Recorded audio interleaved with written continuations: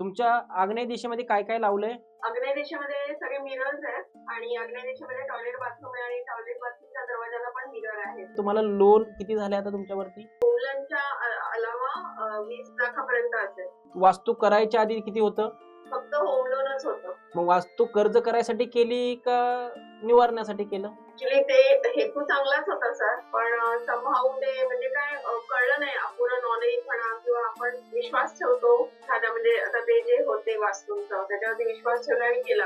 आपण तर पॉझिटिव्हच ठेवतो ना की होईलच चांगलं सगळं. मग ते तुमच्यावर तेच सांगतोय, जे कर्ज नव्हतं त्या मिररने कर्ज दिलं आणि आग्नेय दिशेचं शौचालय मी ओरडू सांगतोय. आज जो महाराष्ट्राला देशाला प्रचित आहे तो मी आग्नेय दिशेच्या दोषाबद्दलच ओरडू सांगतोय. आग्नेय दिशेमध्ये जेव्हा जेव्हा शौचालय येतं, आग्नेय दिशेमध्ये जेव्हा निळा रंग येतो, आग्नेय दिशेमध्ये मिरर, तुमच्या चारही बाजूनी मिरर लावलेत. अजून जरा वर्षभर काढले असतं. तुमचे ऑपरेशन किती झाले तिथे? दोघांचेही ऑपरेशन झाले. हो, दोघांचेही झाले.